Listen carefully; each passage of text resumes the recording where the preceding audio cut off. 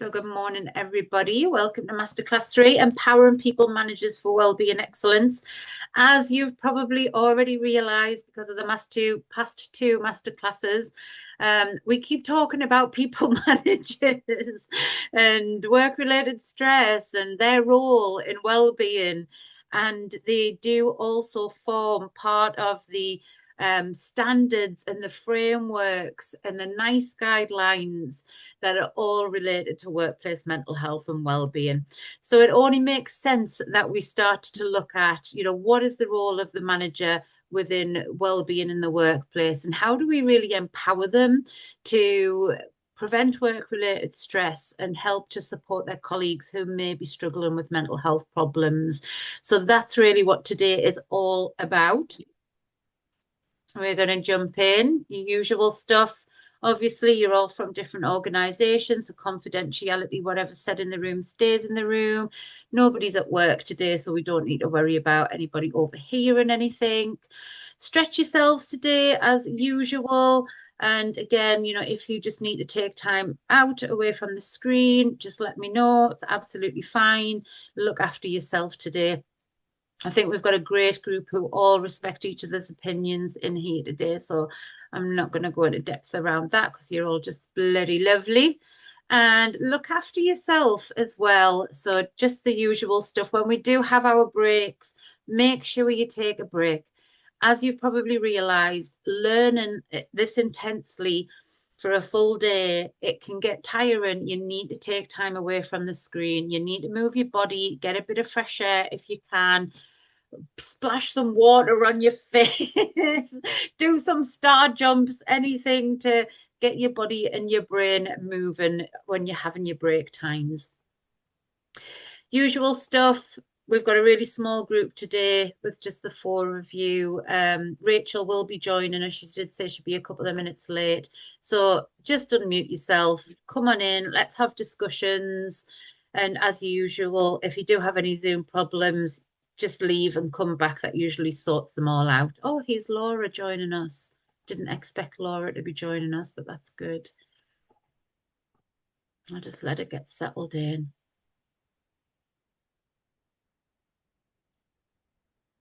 Morning, Laura. Morning. Sorry to disturb everybody. It's all right. We've just started. How's your dad? Yeah, I've just got back from the hospital. He's in a lot of pain, but it's to be expected. Of course, absolutely. Oh, I'm surprised to see you joining us, but I'm also glad that you have. I may have to duck out at some point, but I didn't want to miss if I could help it. Okay, well, I've made sure, don't worry, I've pressed record already, so I knew if nobody was going to be here, the record button is being pressed. It's good to see you, Laura. Hi, Emma. Thank you for joining us. Good timing. So we've just literally gone through the usual start and stuff. So we're going to be exploring workplace desirability, the manager's role in wellbeing culture. We'll be looking at some essential skills and tools for people managers and best practice for supporting employees through sickness, absence, and return to work due to work-related stress or poor mental health. So we're going to identify the manager's role in fostering a wellbeing culture. We're going to have a deeper understanding of what you might have heard of fast quitting, and how we're attracting and retaining talent, and why we're losing so many people within 90 days of new talent coming in. We're going to analyze the components of a desirable workplace. You'll start to think about a plan to enhance workplace desirability, but this really is Unit 6, I think. So Unit 6 is all about, I don't know how that just happened. Unit 6 is all about designing good work and making sure that good work is part of your practice in your wellbeing strategy. We're going to be looking at a Stay Well at Work support plan. We'll have a little reminder of the mental health check-in tool that managers can use. And we'll go through that whole process of how do we support people through sickness, absence, and return to work if somebody's been off with a mental health problem or work-related stress. So as I mentioned in your workbook, this is Unit 6, and this is all about workplace desirability.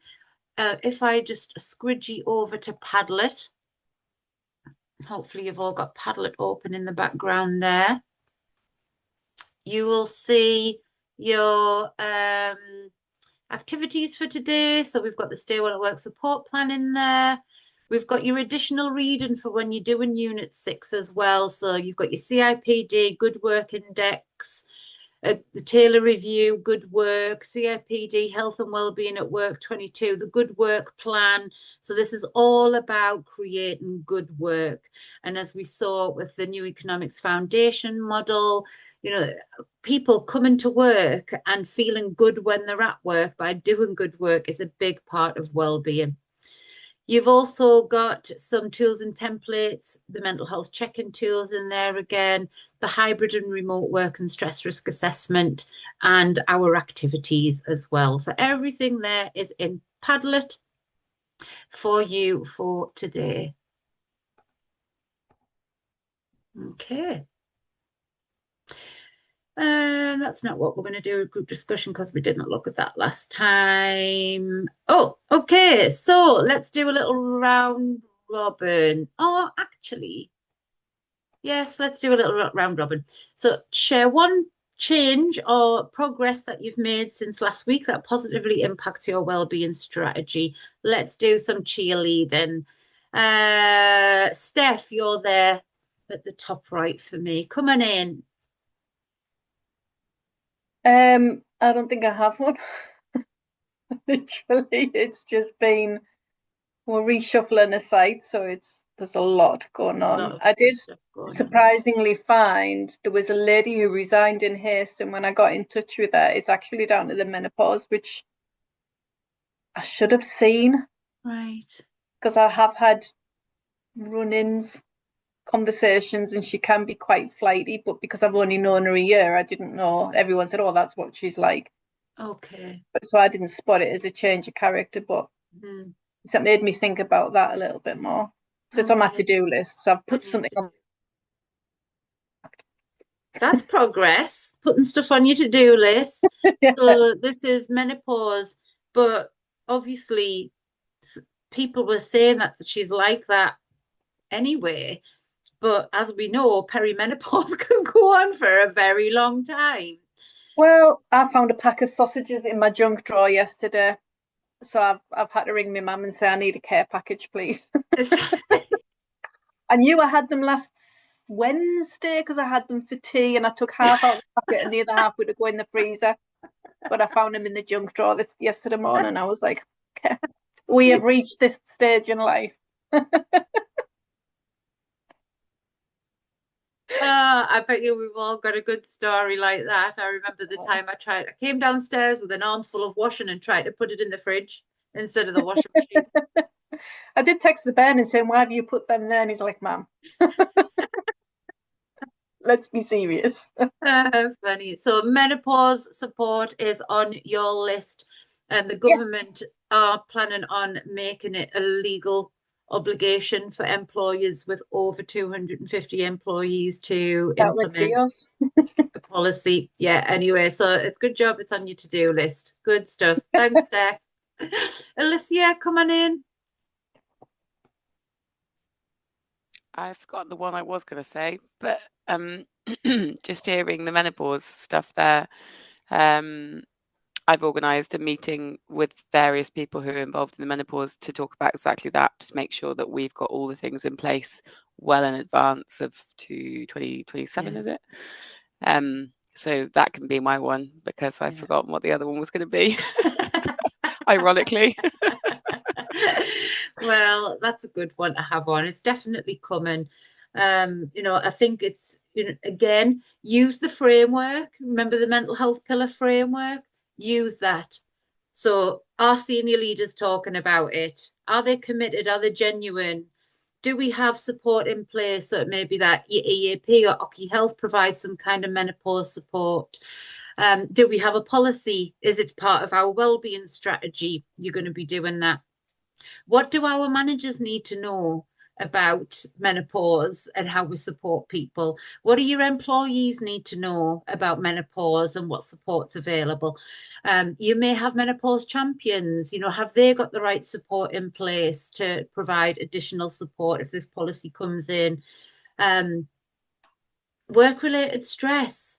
When women are struggling with menopausal symptoms, chances are work-related stress is going to be more prevalent for them as well. So you can go through that whole framework to make sure that you've got all of those things you're thinking about. Because what we don't want to see are companies just putting in a menopause policy. Yeah. Because that means nothing. No, I've remembered the other one. It was around musculoskeletal. We had a conversation with a sector of our organisation that's musculoskeletal sickness is particularly high, and they were talking about lots of things which were very reactive, and it made me think this time. So I was like, actually, what else can we be doing that's more proactive, where we can be more preventative for some of these things? So that was really helpful. Great. So going back to our levels of tertiary, primary and secondary. Great, good stuff. Thanks, Alicia. Come on in, Nick. So every week we have a health and safety and wellbeing touchpoint newsletter. At very last minute, last Thursday afternoon, I was asked whether I want to do a takeover of next week's newsletter. So that's all observations, that's the lead-in message, that's the whole content. Normally it's built up with the 7 health and safety leads from the different parts of the business, and I put a positive message in about well-being. However, over the weekend I smashed together a 19-20 page slide deck highlighting all of our tools and resources that are available, all based around the theme of access to mental and wellbeing provisions, which is obviously the theme for World Mental Health Day. So everyone's got a pack that they can use for meeting starters, conversations, and everything else for this week. So that'll go out first thing Monday morning. Yeah, excellent. Well done. Great stuff. Some really good takeaways there, and some great steps forward, not just for access for employees, but getting in it, that kind of newsletter leadership, getting their message out there as well. Brilliant. Thanks, Nick. Rachel, come on in. Good morning. Firstly, apologies for being a bit late. One of my team called in sick this morning and has left business services unmanned. So it was mad panic to try and find someone to cover. So if I have to dip in and if I have to dip out, that's why I apologise in advance. We have, I chair an ED&I committee, and we've got a meeting tomorrow, and I've proposed that we change the focus of that group to people and wellbeing, and I've created a PowerPoint and set out what the new focus will be. Obviously the priority for us is the stress risk assessment and manager training. So they're the 2 priorities we're going to work on. So I've outlined all of that. So I'm really quite excited for this meeting. I have put the agenda out, and I've had quite positive feedback from the group. So I'm quite looking forward to that meeting, which will be good. Amazing. Well done, Rachel. Yeah, that's great. And absolutely, it just all fits together, doesn't it? I mean, at the end of the day, businesses are made from people, and that's exactly what you're there to do. And whether it's belonging or mental health or physical health or financial, it's all about the people. So great. I love that. Yeah. Rachel, can I ask sorry to cut across, can I ask a question? Okay. So are you changing the ED&I group to people and something else, and are you expecting any sort of resistance to that change? I've proposed to change it from ED&I focus group to people and wellbeing group, and that's what was in the agenda. I've had no resistance from that so far. Obviously I put discuss your thoughts, and so it's not set in stone. I'm not going to say this is what's happening. It's got to be a majority vote. I've kept the way that we're going to run the group. I've linked one of the PowerPoints where, I've done a presentation, and part of the PowerPoint presentation is how ED&I links to this, so that we're still going to have the ED&I focus, because it's all going to be the wellbeing is going to, the ED&I is going to run through the wellbeing. So everything that we're going to do is going to be linked to the protected characteristics and all of that. So we're not getting rid of the ED&I. It's just the focus is going to be different. I just think people and wellbeing, it gives more of an overarching focus of what we want to do. By ED&I, it sounds very I don't know, it just sounds very cold. Whereas people and wellbeing, we can still do the same things, but I think it just gives the focus that we actually are focusing on our people as opposed to on the policies. I think so. It's not going to change in what we want to achieve, but I think it's going to focus us more. The aim and objectives are the same, aren't they? I think, but by the sounds of it, and I think people and wellbeing sounds much more inclusive. Rather than EDI's got a bit of a PR problem now. You know, a lot of people think about EDI and they just think about how actually it doesn't live into it the true meaning of what it's supposed to be sometimes as well. It just smacks of ticking boxes for me, and I don't want to be ticking boxes. I want to be doing things that are actually proactive and are going to make a difference. I like the change. I think it'll work really well. Well, good luck with it. We'll hear to get all. I'll let you know next week. Good stuff. Thanks, Rachel. Laura, come on in. Well, we've had a very challenging week this week. Very sadly, one of our onboard supervisors took their own life on the railway, which is a nightmare anyway, but when it's one of the team, it's really, really hard. So I look after the trauma team, and it's, I don't know if you can hear my team's pinging away. I need to turn it off. So yeah, it's very, very manic. But what the good that's come out of it is that everybody's now crying out for the mental health training. So the stuff that we've been talking through has now been supercharged, and I'm hoping that we can get it through sooner rather than later. So I'm working on a timeline and things for the senior leadership team. So that's something positive has come out of it, and people are realizing that we need to be doing something about mental health. It's very sad that it's had to be charged by what it's been charged by, but yeah, it is a positive that's come out of something so horrendous. Laura, have you got a post-vention strategy in place for something like this? So it's not the first time it's happened, sadly. So the trim team have mobilised. They've got a TIB going on because there was two fatalities in one day. So East Croydon and Three Bridges have both got teams going down there. So luckily we just put in place 16 new people for the trauma team, and they're fresh and shiny and ready to go, because we would have been absolutely stuffed 3 months ago. And then we've done the communications with staff. We've got the rail chaplains on standby for people that don't want to talk to the trim team, and we've got crews and all the support kind of signposting's gone out. So what a tough one. Just I'm really sorry to hear that. My whole body's just gone in goose pimples for what everybody's going through, and especially, as you say, it's hard enough when it's somebody you don't know, but when it's one of your own on the railway, as a railway company, that must be really hard hitting for the staff. Having a suicide post-vention strategy, I mean, we talk about suicide prevention all the time, but we often find that many companies don't have a post-vention strategy until it happens, and then everyone's like, what are we supposed to be doing? Has anyone else got a post-vention strategy in place for if somebody does take their own life from who are internal? No. Okay. From our perspective, our EAP will come straight to site and set up counselling teams there. But apart from that, that's the only provision that we've got in place.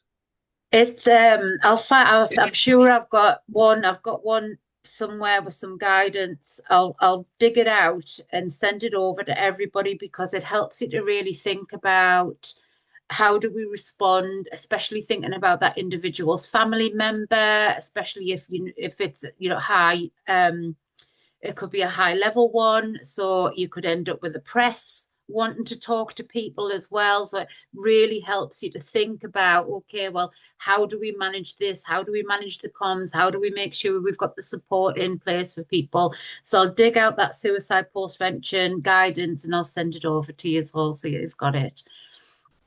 Coming in, Alicia. Sorry, I forgot to put my hand up. Okay. I was just going to say we have a critical incident policy and we've just introduced a trauma policy, Right. which we realised was really important. The work that various people do across the council, that kind of it doesn't have to be a critical incident that causes trauma. Like, people who work in child protection and sit and listen to horrible child protection cases day on, day out, and it's that build up. Vicarious is the word I was looking for. Thank you. So we found that to be something that was really missing. There was a big old gap. Well, have a little look. You could even just take some of the pointers from the suicide postvention into your critical management, because it even talks about looking further ahead. So what about the anniversary next year of the death for staff as well? It really helps you to think about it in terms of, for these people, it may have been friends, really, strong relationships with colleagues, even your clients. It even helps you to think about, that person, for example, if it was me, I've got a lot of clients who I'm very close to. So it also helps you to think outside of just that kind of, what is the support we're providing internally, all the way through to, is there anyone outside of the organization that we might need to speak to as well? Okay, I'll send it over to you. Emma, come on in. Sorry, I was late. I was on the phone to the doctor, so I will have to leave early as well today, because I'm still ill. So we need to go and fix that. So that's something that I've done, because I keep putting it off. Your own well-being forward. Yeah, good. Absolutely. I've started some conversations with our benefits platform, because it's due to change to a new platform in 2026. So I've started to explore the functionality of it in terms of what it can offer us from a wellbeing perspective as well, because at present we only use it as a lifestyle savings platform, but there's a lot of other stuff that sits within it, such as a wellbeing function and an online GP. So I've set up a conversation with the client services manager, so we can look at our sickness absence data and see what they can offer us to kind of try and combat some of our sickness absence. I've made all my requests for data and people seem to really want to give it to me, so that's good news. So we've got our sickness absence data. I've got incident reports from health and safety, and I'm just waiting for our occupational health referrals to come through so I can start to build that data picture up. I took the Ambassador event to our staff engagement group last week, and I have a little group of people that want to do it. Brilliant. Link in with you on that around how to get them signed up for that. And yeah, I think that's it. But probably my biggest win is actually managing to get myself a doctor's appointment. That is a mission on its own, Emma. Yes. Well done. I mean, well done to you all. We're only a couple of weeks in and you're already taking what you're learning and actioning it back there straight away. And, all of these experiences that we're sharing, we're all learning from it, and it's creating more conversations in areas that we didn't even expect as well. So, well done to everybody for making some of this stuff a reality straight away. So let's jump in. We're going to start off with exploring workplace desirability. We're going to have a deeper understanding of the components of what a desirable workplace means. We're going to evaluate your current workplace desirability and create a plan to enhance workplace desirability. Your plan really is just going to be Unit 6. So don't worry, you don't need to create anything else. Just make a couple of notes on, what things might you need to start thinking about ready for Unit 6 that you may need to change in the workplace to improve workplace desirability. I know that this picture looks very strange. His right hand is just in some very strange kind of position. I'm going to have to change that picture because I think about it every time I look at it. But this is what we don't want to happen. We don't want our colleagues leaving. In the chat box, does anyone know your retention and attrition rates? Do you know how many people are leaving every year? Are you doing exit interviews? Are you reading your Glassdoor reviews on your company? Do you know why people are leaving? And are these people who we don't want to leave? So when we're thinking about well-being and business strategy, we need people at work functioning well, feeling good. We need to be attracting the best talent, and we want to be retaining our talent because it costs us a lot of money when they leave. And if they're leaving, there could potentially be a cultural reason, mental health reason. Like Steph, you just gave us a really great example there of a colleague who kind of left in haste and had menopause situation going on and symptoms that were impacting that.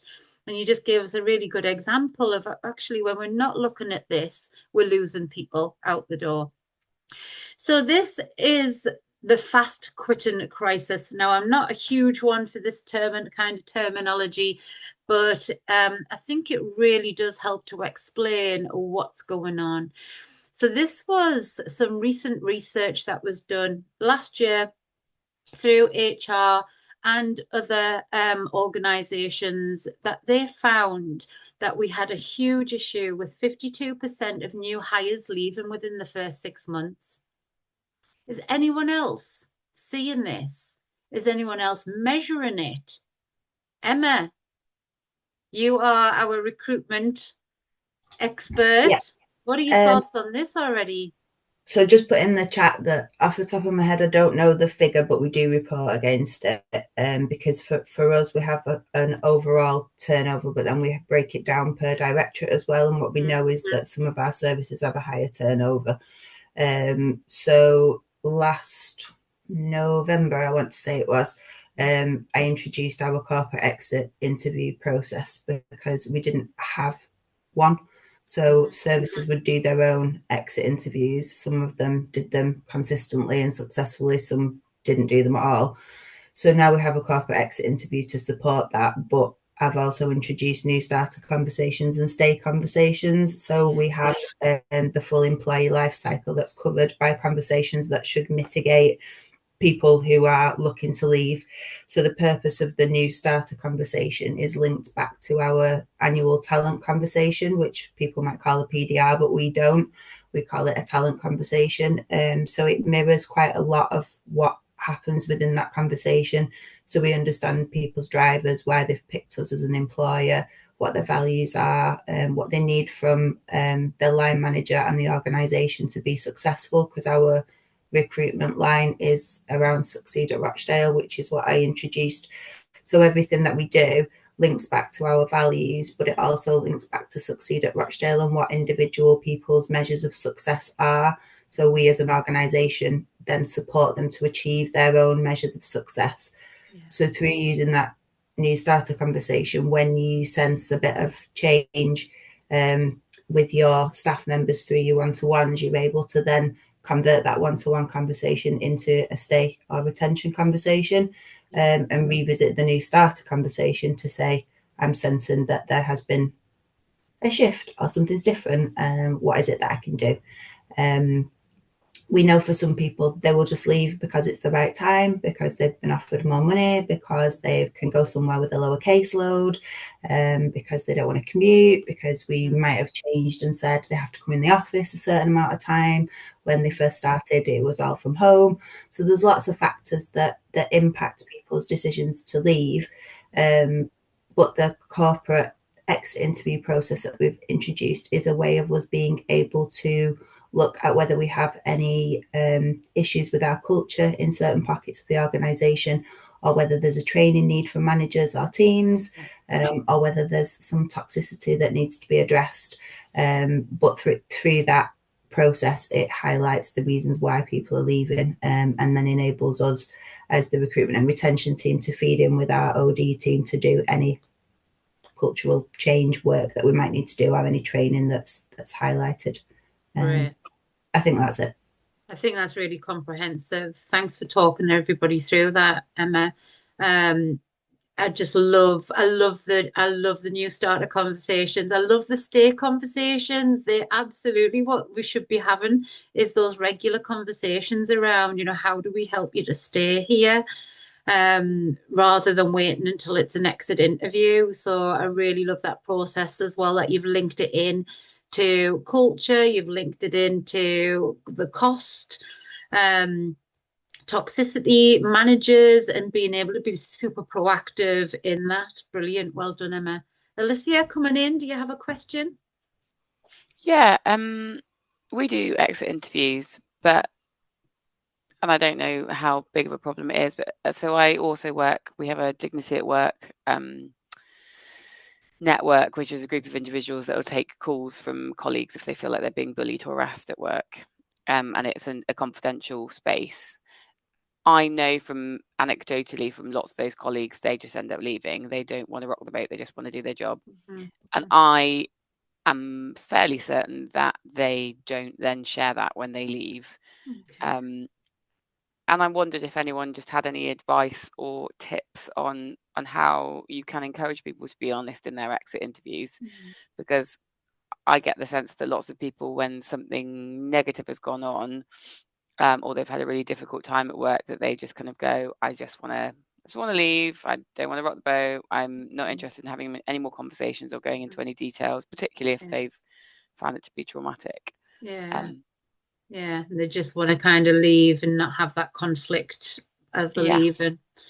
And Emma's got a hand up, so come on in, Emma. Our corporate exit interview process is anonymous. So leavers are given the choice of how they want to conduct their exit interview. So when the manager fills in the leavers form, it triggers the exit interview email to come through. So within that email, it gives the leaver the choice to have their exit interview with their line manager, so they can have it as a conversation, to complete it online so that it's anonymous, or to complete it with an independent person. What we've found is that the majority of people will complete it online or with their line manager. A few people have asked to have a conversation with an independent person. What we find from the people who complete the form themselves online is that they are completely honest, and it has highlighted some real issues for some areas around how they are dealing with things that we would consider under an EDI umbrella. So it's highlighted that those managers aren't equipped with the skills to be able to put into place reasonable adjustments, or to make sure that staff are effectively supported. So it's doing what we needed it to do, because we can't be hard on managers where they haven't been given that training, because we know from obviously the conversation that we had last week on Masterclass 2, that what we find, particularly I think in large organisations, is that you get people that are over promoted. So they've got to a certain point, they've got an awful lot of skills and knowledge in terms of their technical ability. They don't have those soft skills, but because we don't want to lose them, because they've got all those skills and knowledge, they're promoted into a manager role, but they aren't given the training to be an effective manager. They don't have those people skills. So organisationally, we didn't have a very large OD team. So I've been in the HR OD team now for nearly 3 years. And up until last year, there was only a team manager, 2 L&D specialists, and a health and safety team of 3 people. Over the last 12-18 months, that's grown massively. So now within it, we've got health and safety, we've got learning and development, we've got organisational development, we've got recruitment and retention, and then wellbeing is sitting under there as well. So the previous head of service, who recently retired, was able to do a lot of work to demonstrate the value of that team to the organisation. So there has been investment, which is helping now for us to be able to address those gaps with managers who have probably been one of the main reasons why some people have left the organisation.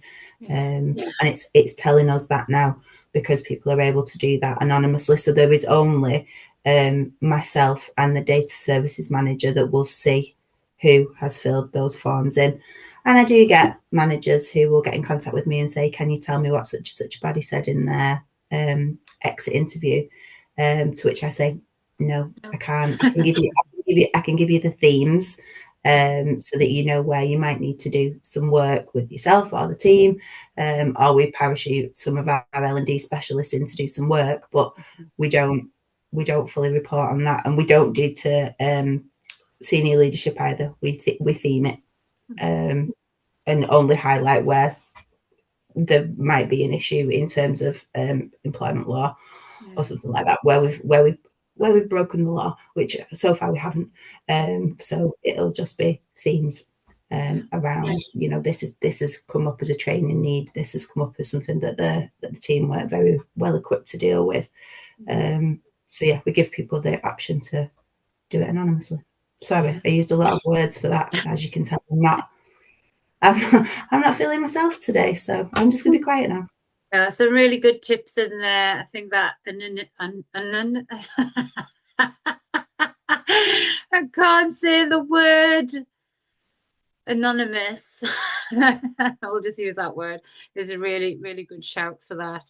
But exactly why the need to be done. But I think what was quite telling there, Emma, about what you talked about, the managers coming and asking why people were leaving, that just tells you straight away that those managers just didn't have a clue what was going on with their colleague. I mean, that's quite scary in itself, isn't it? I think it's that, but I also think it's a sign that the manager knew that they hadn't handled situations particularly well, and therefore they wanted to know whether they were going to be held accountable for that.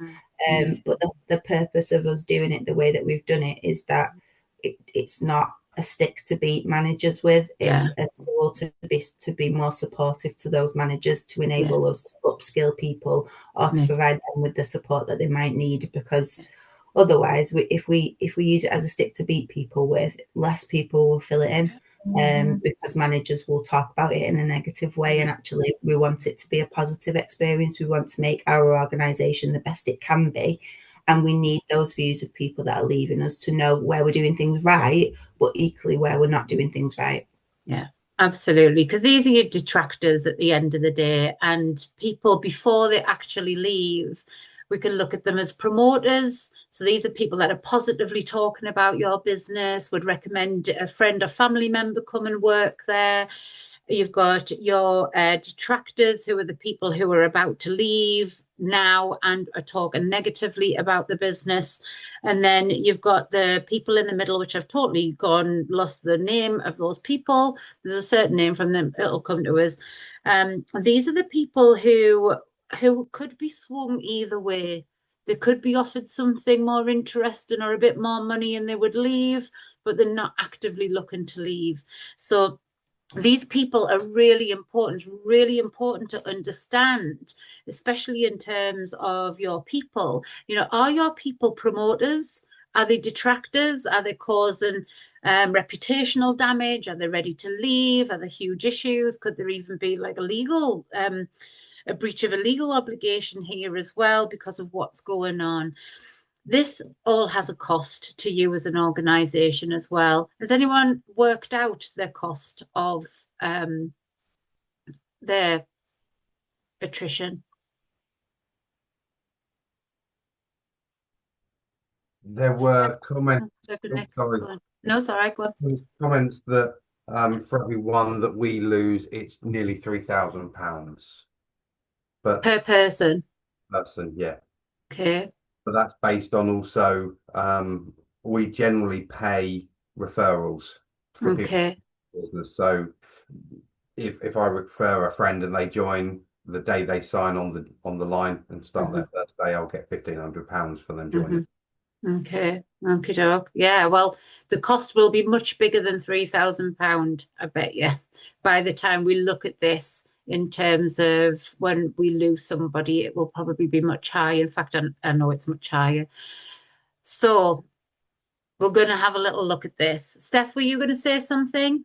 I was looking, thought I could see you. We have and we haven't. So I'm working on one particular site at the moment, getting theirs to prove all meet data works and stuff. But we look at the cost of the person not being in position, so somebody else is picking that up, the recruitment costs, and obviously once you appoint someone, they might have a 2-month, 3-month notice period, so we count that time in as well. So we're not just counting the salary of the person that's missing plus recruitment costs for the time in this. Yeah, they're missing, and then there's disruption to the team as well. You know, there's then the new member coming in. They're going to need training before they can be in the role and up to the levels of productivity that's required. So there are so many costs to this. So, you know, why are our colleagues potentially leaving? And specifically in terms of what we're looking at here, looking at so quickly as well, within the first 6 months, why are they leaving so quickly?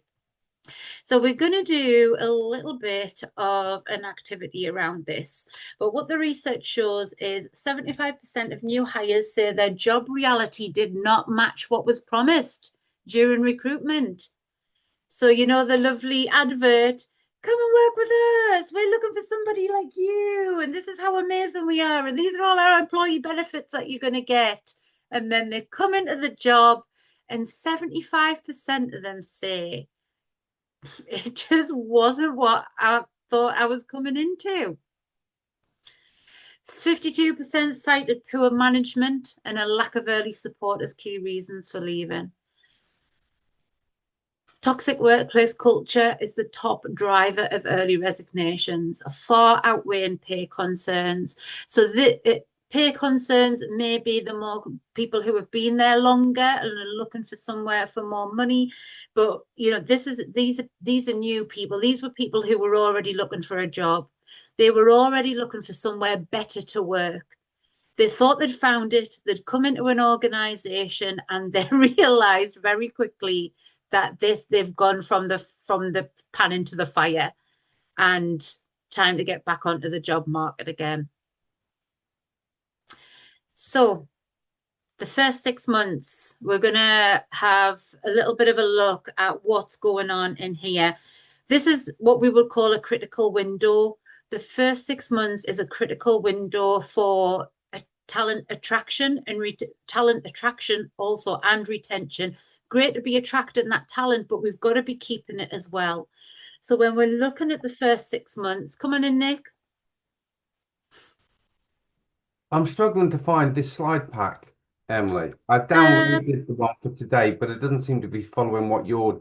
Oh, is it not? I don't know if anyone else has got the same. I'm trying to get notes and it's not. Yeah, it is. I'm having the same. Yeah. Ah, don't worry. I'll send you the PDF of these over. I must have just forgotten to update it from the last one. Sorry about that. Yeah, because all of this research came out after the last one, so I just haven't updated it. Sorry about that. I'll send you the PDF of these slides over so that you've got them. And thank you. I need to update Padlet.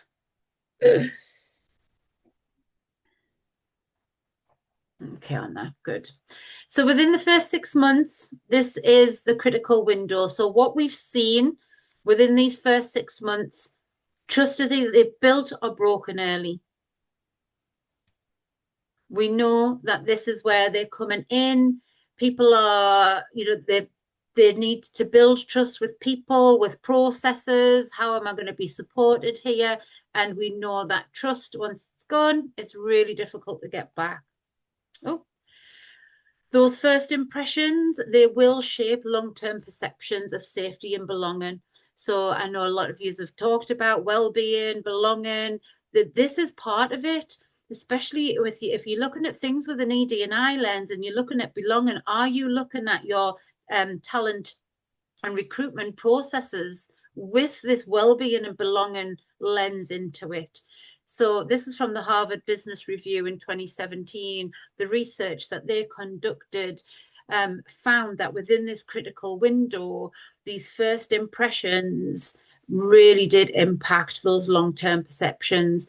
For me, I remember having this whole experience with it was a addiction recovery organization, charity. They were big national company. And within my first 3 months, I was just stressed. There was no support, there was no processes, there was no procedures. It was impossible to find anything. It was just a tangled mess. And I left within that 6-month period because I was just like, I can't work like this. I just couldn't work like that at all. So I personally experienced that, and that lack of support there really did impact that. I either had to leave because nothing was going to change. Nothing was going to change. It was too hard to change for the organization. So I had no other option but to leave. So new hires who experience early stress are twice as likely to leave within 12 months. So as we know, the first 6 months of a new job is always going to be high demands. You're learning new things, you're meeting new people, you're trying to figure out who you can trust, who you don't trust. You're hearing about the reality of what you've come into now. You're talking to people. It's not just a nice spangly job advert and a lovely little website anymore that you've seen. You're now in the depths of this.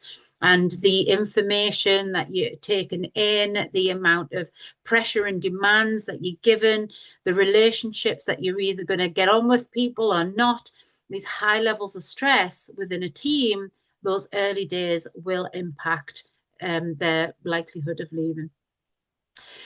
And this primacy effect means that even small early positive actions can have lasting retention benefits. So if we're thinking about that process, that things that we do very early on, beyond that lovely process of the recruitment, that process after recruitment to up to those first 6 months, the more positive we can make that experience, the more impact it will have on your retention. So I'm going to put you into 2 groups, and you're going to, I bet everyone's like, let me be in the group with Emma. Can I be in the group with Emma? I'm going to make it very random, so I won't be choosing who's going into the groups. We have got the talent wellbeing journey map for you to look at. So you've got your employer brand right at the start. So think about, I want you to put yourselves in the position of potential new employee. Think about it in terms of your well-being strategy. Think about in terms of everything that we're talking about here as well, belonging, your managers, your processes, the culture. So the first thing, you've got your employer brand. So this is what they'll see. What is connected to your employer brand? Things like reputation. How will they find out about it? Next, you've got the job advert and application process. You've then got the interview experience. I've had people come out of interviews and say to me, Emily, I don't want to work for them. The interview was terrible. If the interview was like that, then there's nowhere on this planet do I want to work for that business. Offer and pre-boarding is the first part of that process there. So how long do you think that process takes from them kind of coming across the job advert, maybe seeing your employer brands recruiting, all the way up to offer and pre-boarding? I've had some that can take weeks and some that can take 6 months. Okay, So we've got a bit of a time scale, long time scale there, or a quick one. Thanks, Steph. Nick? Yeah, so I've just recruited a backfill, a succession plan for transition out of the role I'm currently doing with the client. He has no job currently, and the HR process is 40 days. Their KPI is 40 days. Okay. Wow. Okie doke. So pretty short. It's like 6 weeks, isn't it? Really, 40 days, 6 weeks. Okay. So, oh, who's that? Come on in, Rachel. Sorry, we obviously it's a little bit different for us. So we have, I think, some of our senior team think that the fairies do all of the pre-employment and things like that. So we have had it turned around in a week from application to start date. At times, it's a bit of a panic, but we have done that and we have managed it. Okay. Wow, that is super quick. Thanks, Rachel. And Emma? Ours will vary because we have jobs that require DBS checks, so that can then be out of our hands.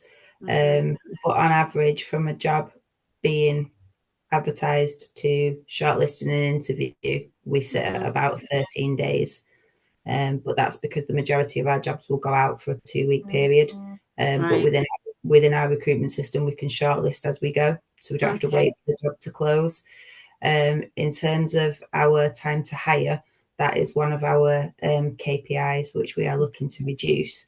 And again, that will vary depending on service. So what we know is that our hospitality services and our children's services departments are the ones that make our time to hire on average longer. But we can do it really quickly. Like my 2 new hires, both were immediately available. So we had the 2-week advertising period, we had the interview, they were offered, and they started 2 weeks after. Okay, right. So we've got a bit of we've got some scale there from 1 week turnaround to a couple of months. Okay, so we have so Rachel and Steph, you're in a room together. Can you please take a photo of this screen or a screenshot of it, whatever you want, because this is the process that you're going to be doing your activity around.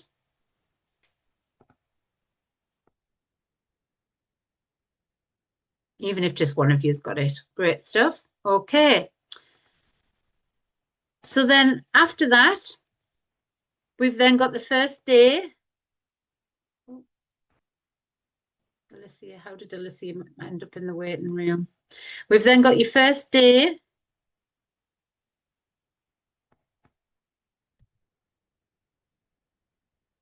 Your first week. The first month. Probation review. And then beyond the probation review. So you'll see we've got our first week has got a little halo on it. Oh yeah, great first week, meeting everyone. Everyone's been super nice after the first month. You know everybody a little bit better now. You're kind of into the weeds of the work. So one of the questions that I have for you before I send you off into your breakout rooms, where do most early leavers get lost, stressed, or disengaged? Come on in, Nick. I guess depending on the onboarding and the clarity of your role profile, it could be around that probation review, because if you don't know how to achieve or what you need to be doing in order to be successful, that increases stress and anxiety. Am I meeting it? Strange enough, we don't have a probation review. The day you sign is the day you're employed. There's no review. From that point, we make that decision on hire. So that does change when we get embedded out with employers, and the clients then say actually they're not working for us, and they send them back to us, and then we redeploy them out somewhere else. But yeah, so I would guess it's after that first month before the probation, it's that window that they don't feel easy, haven't settled in, and they've still probably got some active people that have been pushing them from the previous change of career, change of job that have reached out and said, how are you doing? This role is still available. Would you be interested in having a chat? So there's still that greener grass elsewhere for them to go and explore, because this grass wasn't quite as green as they thought it was going to be. Yeah. That's interesting. Thank you. It is what the research shows is usually around the first month. You know, if they do come in the first day, you know, the first week's usually all rosy, but it's usually within that first month that it starts to become quite stressful. They start to feel disengaged. They don't feel as if they've got that longer term support, you know, once their initial onboarding's done. And that obviously can then start to cause problems once exactly right, Nick, once you get a probation, you know, after that first month, if people are not clear and they're not getting the support that they need, that could, you know, significantly impact that probation review as well. Okay, so Alicia, I'm going to have to put you into a room because you're back now. So hold on a minute. I had Steph and move you because that's just changed everyone. Rachel, you were in room 1. So Alicia, you're in room 1 with Rachel and Steph. And room 2 is Emma, Laura, and Nick. So Emma, Laura, and Nick, if you'd like to take a screenshot of this slide or a picture of it, you're going to be talking about this part of the journey.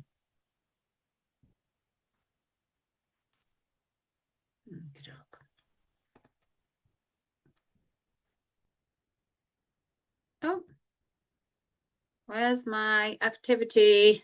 Give me 2 seconds. I think I must have.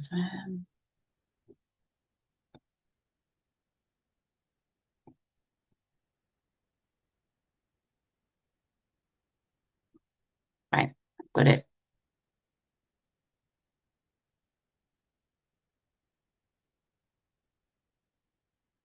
Okay, so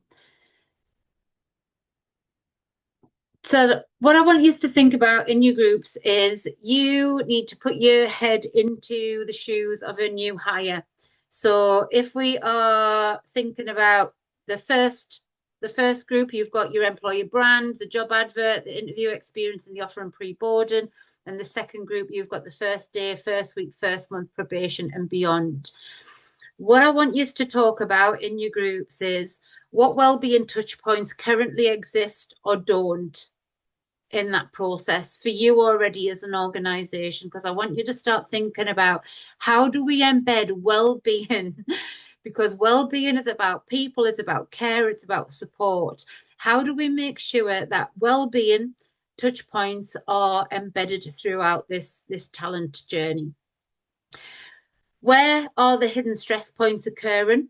So again, talk about this, you know, within your first, the pre kind of stress, or what stress points are before they get up to their offer, post stress, you know, thinking about mental health.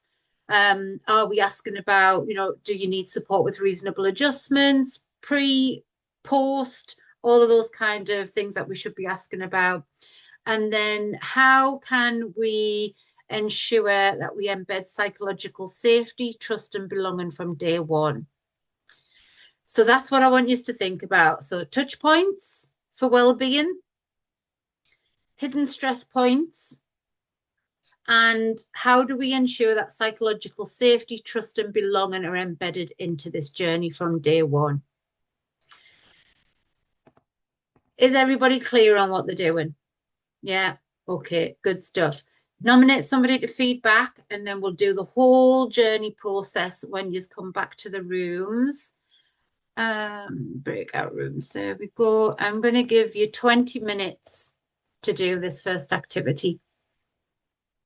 I'll see you back here at 11 o'clock in 20 minutes. See you all soon.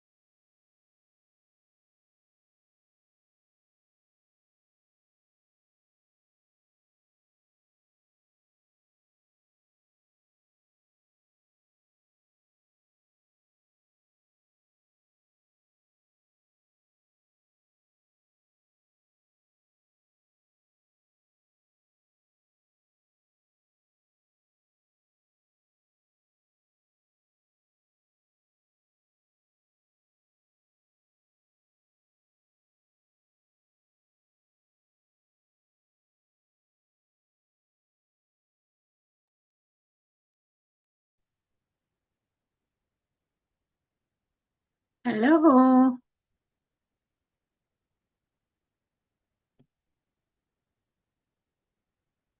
Alicia, are you there?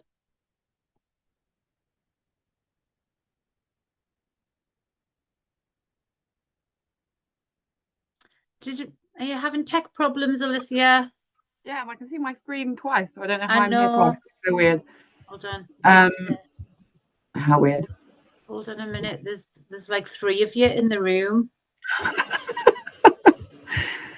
You should just be one of you now. Okay, thank you. My computer just randomly closed down again. Okay, that's fine. Let me add you to the breakout room. So, I said you were going to be in room 1, didn't I? Assigned to Alicia, assigned to room 1.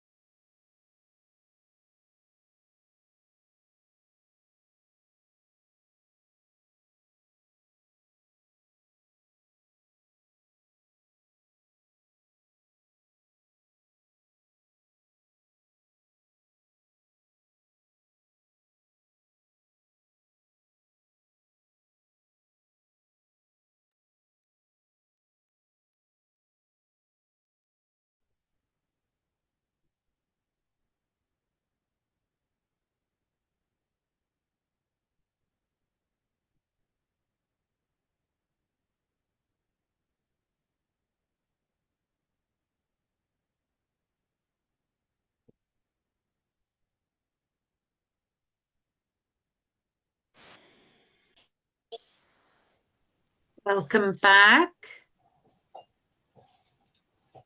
Welcome back, everybody. There's Nick. Is Alicia still with us?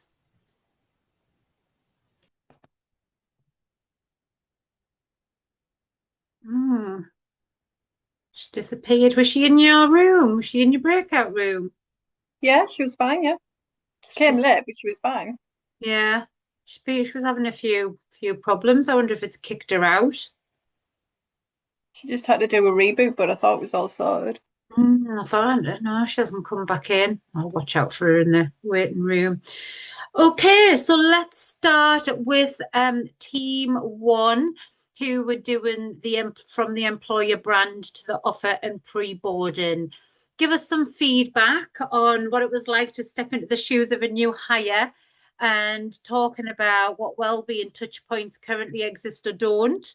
Were there any hidden stress points? And how did you have a talk about how you could redesign the journey to embed psychological safety, trust, and belonging from day one? We didn't get as far as redesigning the journey. Okay. We talked about how if you were looking at a prospective employer, you would go through their socials and their website to see what kind of company they were. Is there a meet the team section that gives you a little bit of who they are and how they are, so you know how you think. You'd look at your Glassdoor reviews. Do they do career days that you can attend? Charity recognition benefits, and if there's anybody you know there that can help you understand what the culture's like. We talked about the advert and how it's worded. Some of them are very poor, and does it include an element of autonomy? Does it reflect that? Does it reflect the culture particularly well, and the brand? We talked about pre-interview and how do we send emails out to say, this is the time and date of your interview, this is who it is, this is the job spec in case you've lost it, this is the company links, if you've got any questions or you need any support, come and shout up, kind of thing. So they've got that pre-arrangement. But we've talked about Square One have a video that they can share with candidates that explains from when they land in the car park right the way through to getting into the interview room, what that journey looks like, so it eases them of what to expect. It gives you an insight of the building and what people are doing around as well. Yeah. We talked little bit about, do we pre-give questions out or discussion topic, because I'm an untraditional HR manager. I kind of think it's cheating a little bit, and that's probably a little bit out there, but people do need a little bit of time to prep. Some people can't think, so is there a way of sort of sharing discussion topics rather than particular questions to give them an idea? Or I think Alicia mentioned people come half an hour early if they need to have that bit of breathing space and think about the questions, rather than getting them days in advance to Google everything out of an AI and come up with a perfect answer. What to expect, how many people are going to be in the panel, what kind of assessments are you going to be doing, how do you send a sheet out that says how to prep for an interview so people are a little bit more experienced, and all of that. Company links as support if they need reasonable adjustments. And then we talked about the offer and pre-boarding. So we've got a head of ops starting on Monday. I've been in touch with him fairly regularly over the last few months. I rang him this week and said, we're looking at booking hotels because you're going to be travelling around the sites for the first week. Are you okay with these arrangements? We've got your laptop sorted. We're booking your lunch here. Don't bring lunch there. This is what you to expect. But we wouldn't we wouldn't do that with a production operator. We'd send them an email saying, this is where you be here for 9 o'clock. And if you're not, don't bother, kind of tone. Right. So I think there's a definite difference in that. And I think Square One said they invite all of their, because it can take up to 6 months to recruit someone, they keep in touch all the way along and invite them to all of the events and Christmas parties and things like that. Even though they're not onboarded yet, they'll still involve them. So they've pre-met a lot of people. Great. Before they get through the front door. Good. And I think all of that shows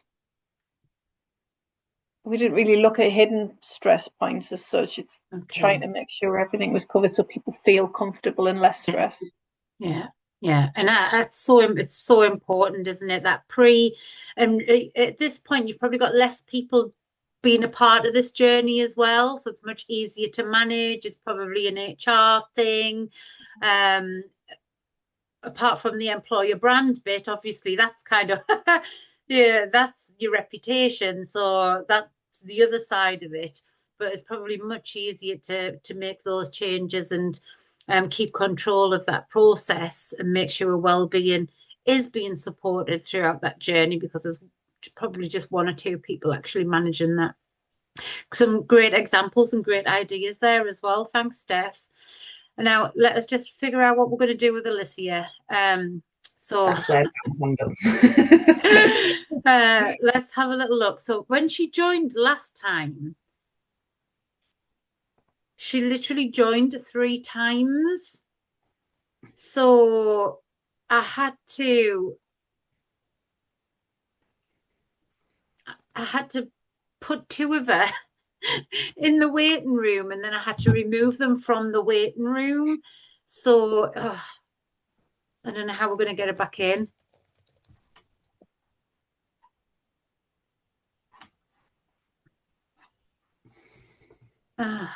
What a nightmare.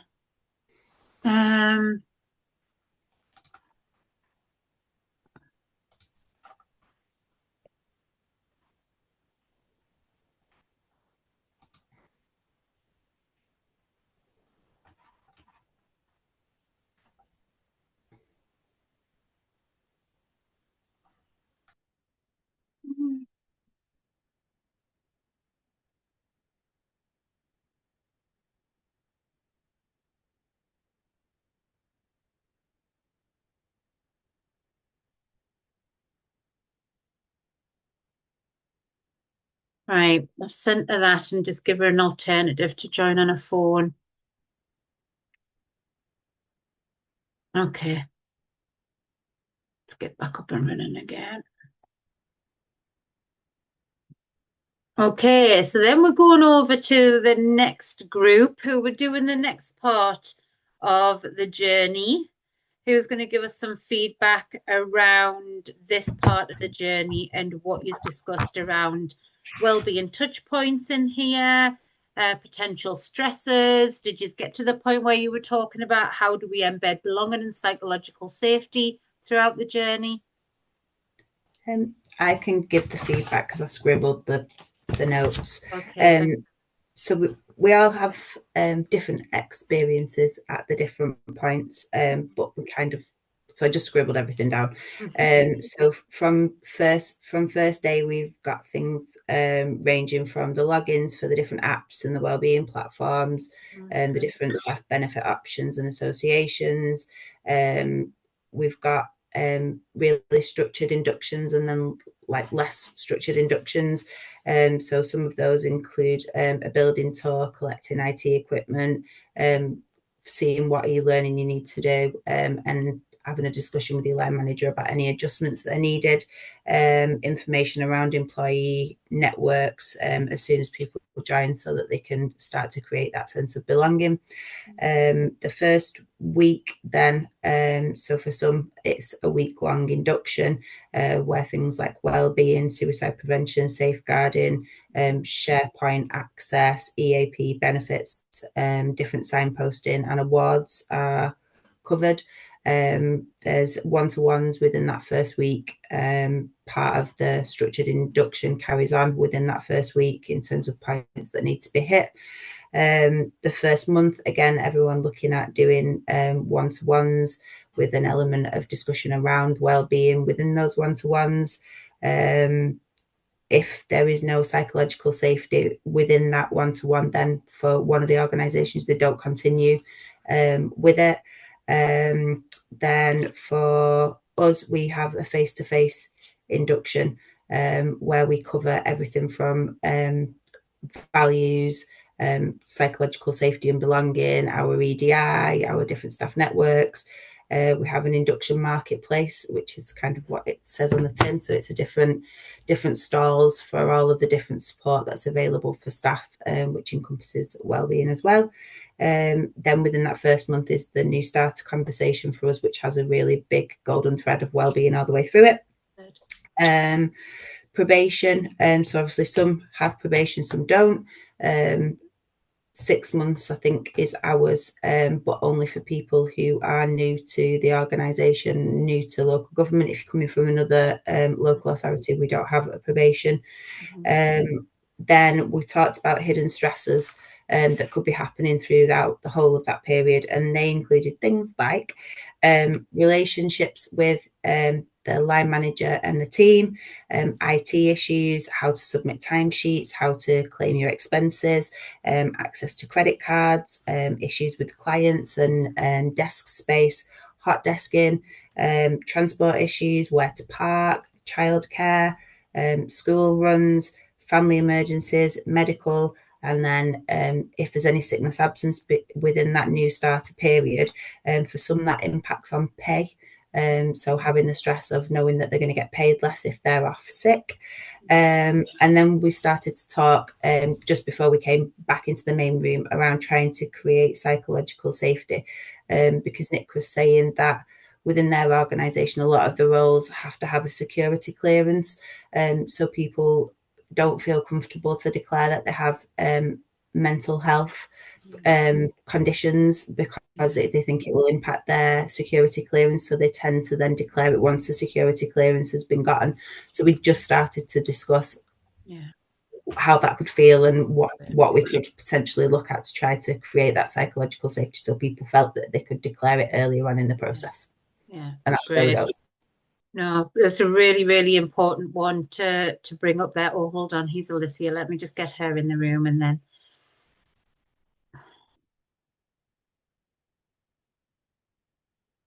Are you back, Alicia?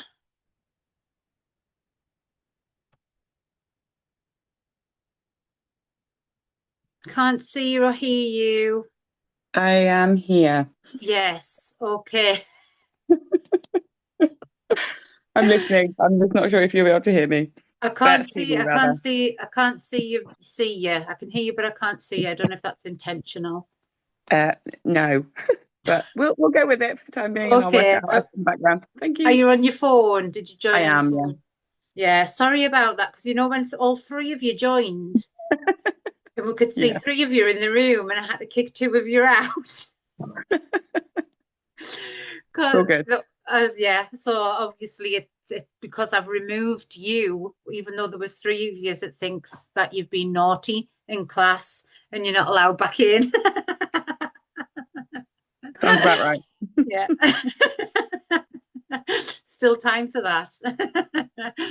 So some brilliant discussion points there, and thank you, Nick, for bringing that up. And I think I saw like a flash of relatability in Laura's eyes there around psychological safety and being safe enough to drive trains. I was thinking, Laura, is that something similar that can happen in your workplace?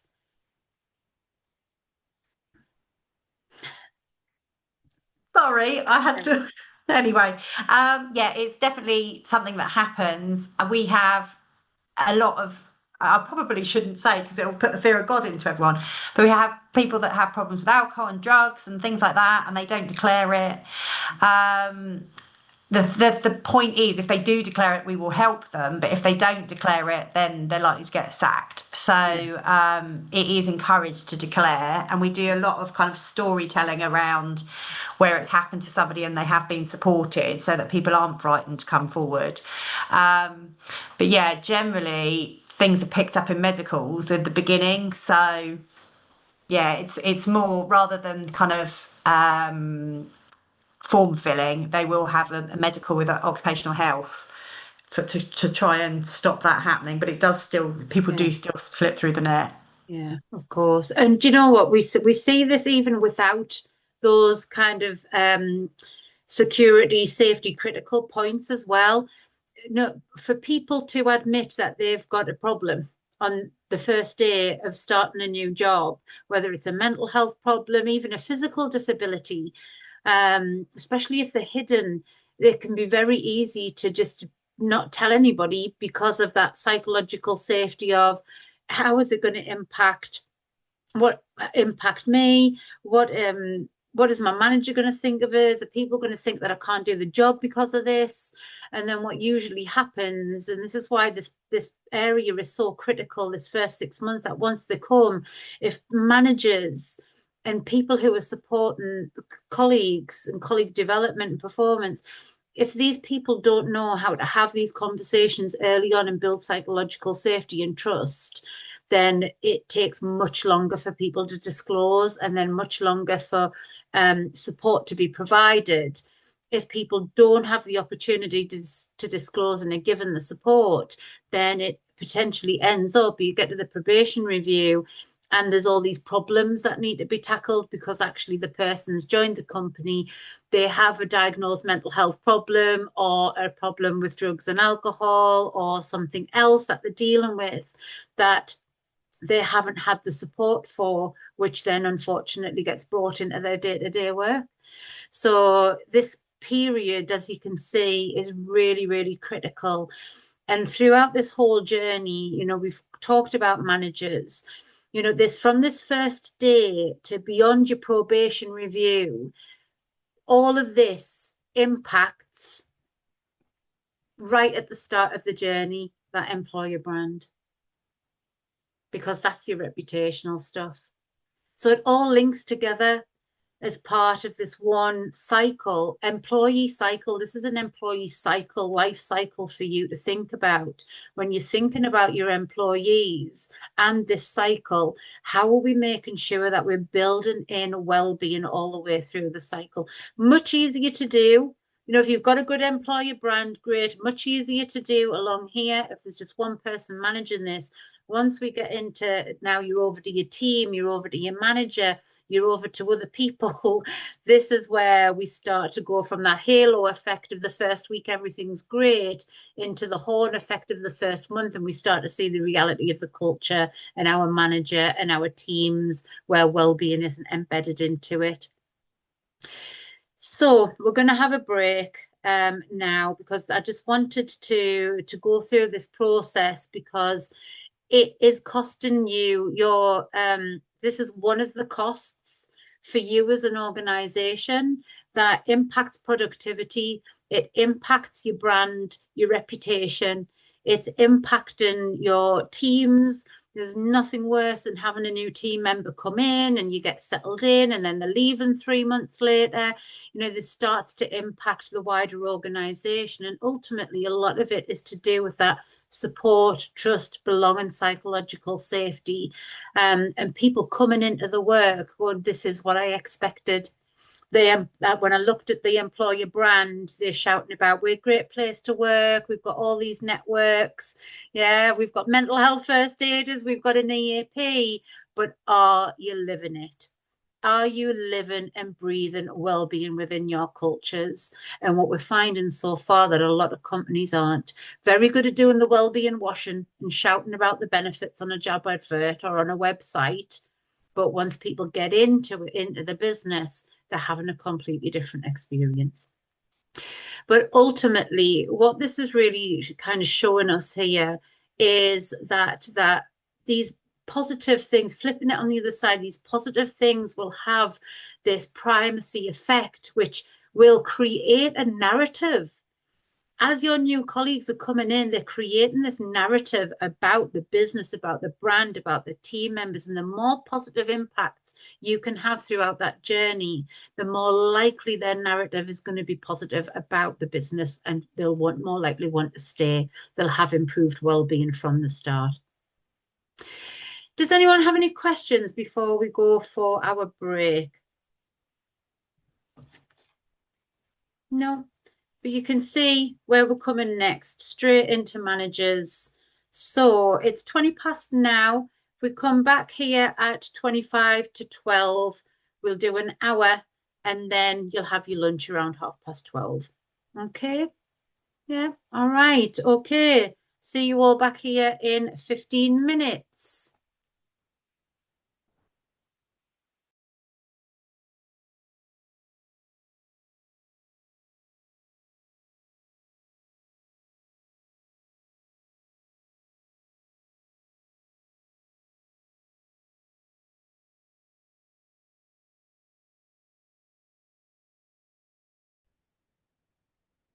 So welcome back, everyone. We're now going to move from that pathway, something for you to think about in terms of talent attraction and retention. It all links together, and we can see that process from all the way from that first day of the brand reputation all the way through to beyond that, and how culture is understood and felt, and the role of well-being within that. As we saw, once it got past the HR point into now the new recruiters over to the manager and the team, we saw there that the manager's role in the wellbeing culture is really important. It's a really specific role that a manager has when it comes to mental health and well-being. Gone are the days now that a manager is there to just make people perform. We understand now that the big umbrella or the foundation for high function and performance is well-being. So it has to become essential part of your culture. So just a little reminder from the dynamic. Oh, come on in, Nick. Yeah, and I probably shouldn't share this, but my last manager who left our business and went back to the original business that sold us to go to this company, he was only my line manager for about 6 months, but he made a point of saying, I'm your line manager, therefore I'll do your admin. I'm not here to be your mentor. So if you need anything else, find someone else in the business. And he was quite a senior guy, but that's how the relationship started, and that's pretty much how it ended. Instant disrespect and loss of any respect that I had for him at the time. And yeah, that was it. So, and I hope that many people don't experience managers like that, and that was the first time I had in the 14 years of this sort of company, but they do exist. Yeah. And he's a really nice guy, apparently, just not when it comes to his direct reports. So, I mean, that is just a great example of how not to be. And I think, we still call them managers, don't we? But actually, this is about leadership. Your people managers are leaders. They are leaders within their team. They are the culture creators. They are absolutely there to mentor their team and to help to develop them, to help them to perform, to help them to be at their best, because that is truly a team and a leader that is aligned with the brand strategy and the brand and the business strategy at the end of the day, isn't it? So it's, if we are truly bought into the brand and what our role is and playing that part, then true leadership has to look at it way beyond that. They're just there to do management kind of admin tasks. So yeah, definitely a little bit historical there. So just a little reminder. We know that people come to work with the personal resources with them. That's their levels of health, their levels of resilience, their levels of optimism, or not, the opposite side of them. They bring them to work with them.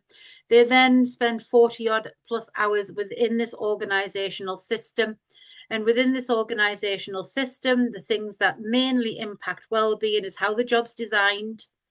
So we've just kind of touched on that a little bit. Unit 6 is all about good work and job design. So we are looking at that. You will be looking at that in your strategy and action plan. The management system, which is what we're going to look at next in terms of people managers. You've got the work environment, which we've discussed, and actually the social value that's taken from the work that we do as well, which we talked about in Masterclass 1. So we're going to do a little bit of a deeper dive here into the management system. So the management system is critical that we get it right, not just for business success, but for employee well-being as well. Without effective, supportive, competent, and confident managers who have the knowledge, skills, and tools to do their job well, then this impacts not only employee well-being, but also the management system, which is all part of the organization. There's a lot of evidence out there that shows that employees who feel trusted with a manager within an organization are likely to experience high levels of well-being. And I can't remember the stat off the top of my head, but there was a really kind of powerful stat think it was about, was it 70 odd percent of employees said that their manager had a bigger impact on their mental health and well-being than their doctor or therapist. So that just tells you everything you need to know about the link between employee well-being and the manager, and then the organization. So within your management system components, so what the research from the New Economics Foundation showed, and you've got all the review of the literature there as well to read through, the management system components mainly consist of feedback. So are your people managers able to receive and give direct and clear information and feedback relating to performance? Because if they're not doing that, then this negatively impacts well-being. So a manager who is very good at giving good feedback, that mentor, you know, helping people, support and coaching skills, relating to performance is positively related to well-being at work. People want to come to work and be developed. And we can only develop with good feedback from our leader to be able to help us to improve at work. Then you've got the manager's behavior. So we can see here, it is the behavior of the manager, including their willingness to listen, show support, actually give that support after they've listened, respect, and show concern for staff welfare has a positive impact on employee well-being. And also we've seen that just saying a thank you, a well done, just showing appreciation for employees that are doing good work positively impacts employee well-being. And then we've also got the organizational management. So this is the management of the organization. So this is your senior leaders. You know, your senior leaders, when they're making a decision, do they always ask before they make a decision, where is the well-being in this decision? Probably not.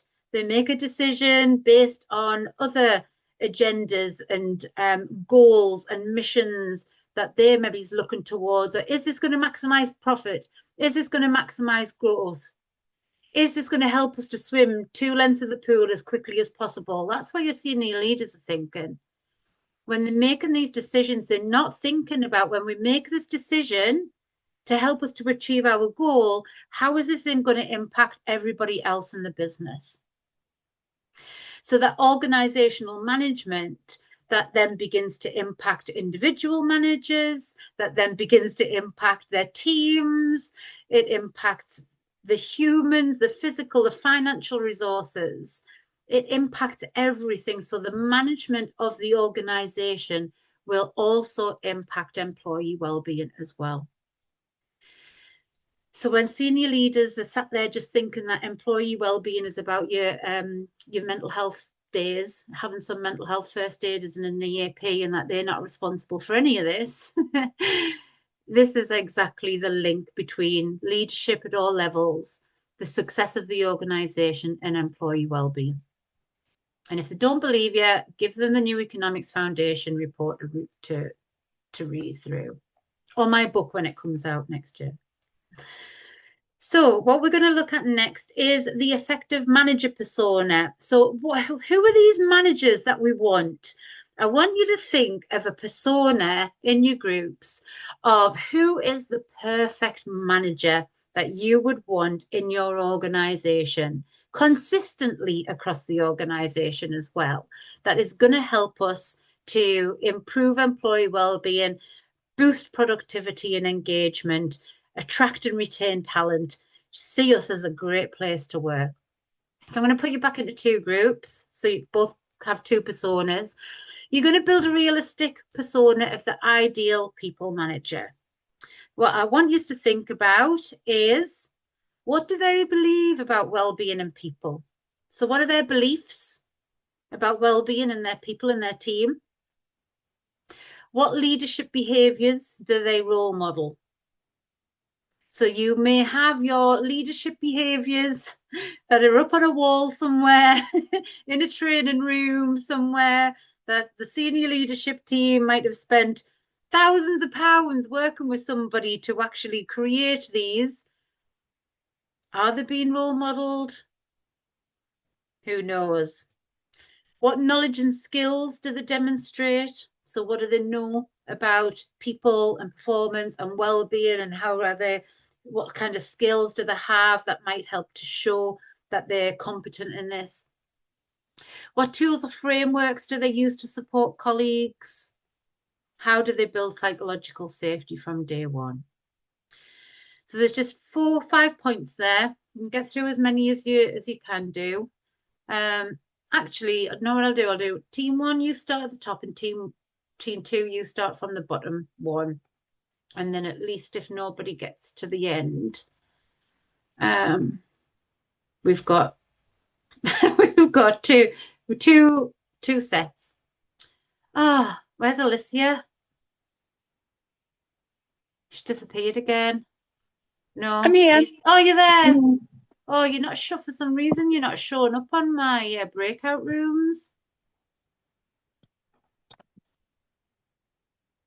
That's weird. Right, let me recreate them. You might. Oh, there you are. You've popped up. It must have just been needed recreating. Okay, so room 1, you're going to have Alicia, Emma, and Nick. If you can start from the top and see how far you get on those points.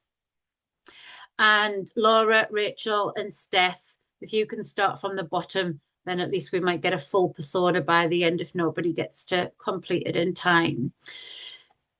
If you do get a chance, give them a name, give them an age. You might want to give them a job role if you want. And if you feel creative and you get time to, give them a quote that sums them up. So for mine, our little quote here is, I don't have all the answers, I just need to listen. So that was ours. Options, breakout rooms. I'm going to give you, what time are we on now? I'm going to give you 15 minutes to do this one. So we want your ideal people manager. Yeah. The reason why we're doing this is because I want you to think about this. We've had many conversations over and over again. It's a huge problem that not only are managers put into roles of people managers and they're not given the training and development to create a culture of well-being, they're actually recruited into these roles. And they're recruited into these roles without these kind of essential knowledge and skills being asked of these managers. So we're actually recruiting poor managers into roles and then wondering why it's impacting teams and people are stressed and we've got toxic cultures. So it really does kind of fit into this bigger picture of recruitment as well. Everybody clear on what they're doing?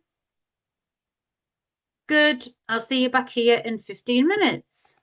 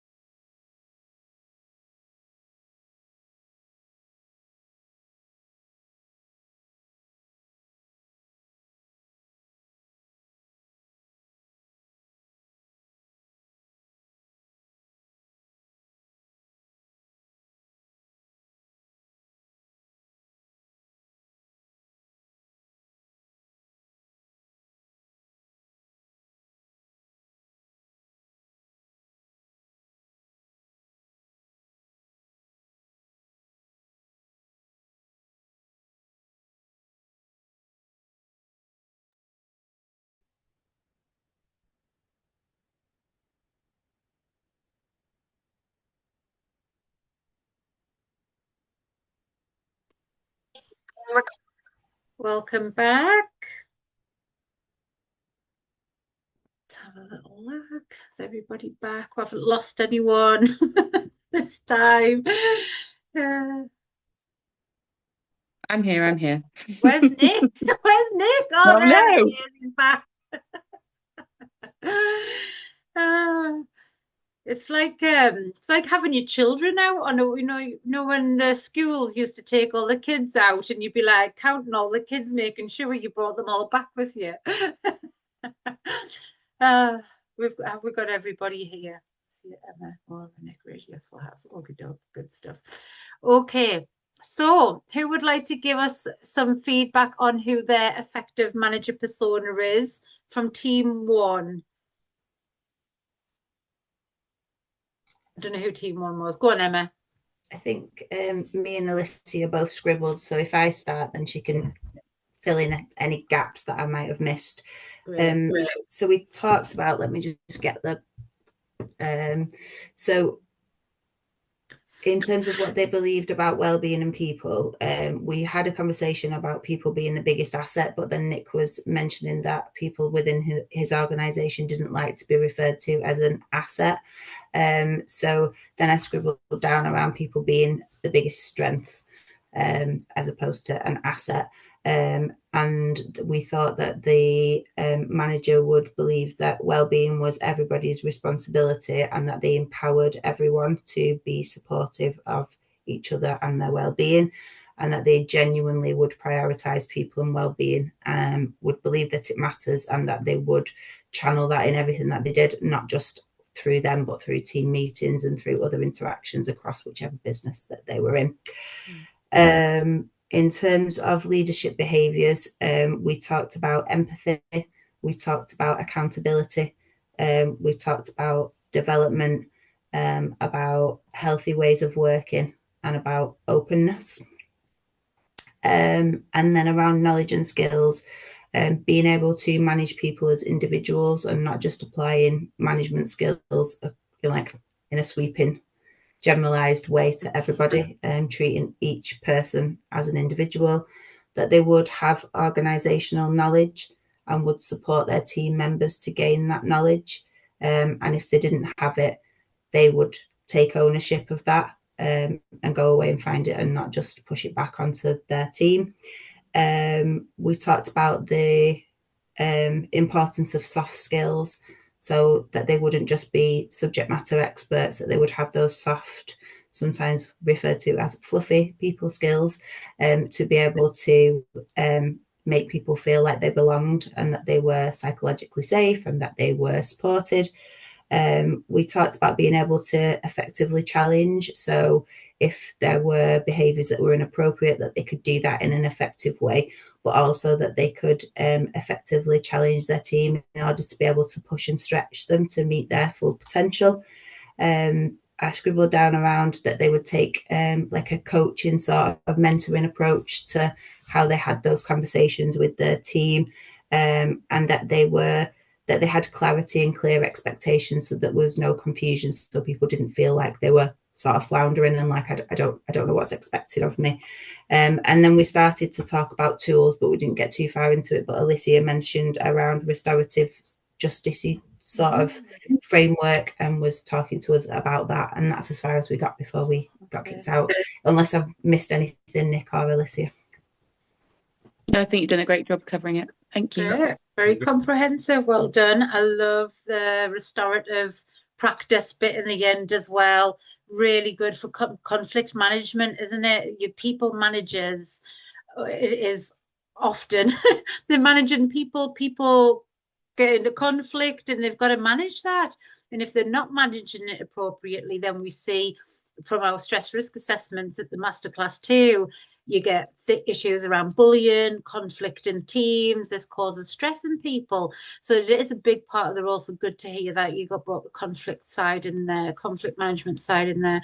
Really, really comprehensive. Did you give your persona a name? Okay. We didn't get that far. Okay. Unless somebody has one that they want to throw in. Feel free to go gender neutral and go Sam.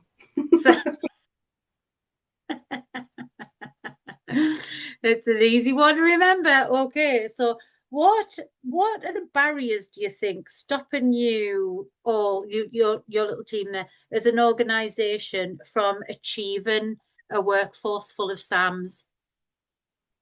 Come on in, Nick. Time. It's as Okay. simple as that. All of our very few of our managers actually have any dedicated time to be a manager. They have time to do the job they're meant to be doing, which is the paid job. The manager piece is the bolt on. It doesn't happen. We don't have that pastoral support as an organization. Yeah, it isn't there because ultimately we're an organization full of consultants that seem to be grown-ups and likely to be moving around at some point somewhere else, so they're not investing that time to hold on to us. Okay. Thanks, Nick. Thanks for sharing your insights there. Come on in, Emma. I would say for us, not having a workforce full of SAMs would fall down to two really clear things. One being around the clarity and the clear expectations of what we expect of people who are in a management role, and also accountability. And they're two things that are a priority for us in the next 2 years, and that we are focusing a lot of attention on.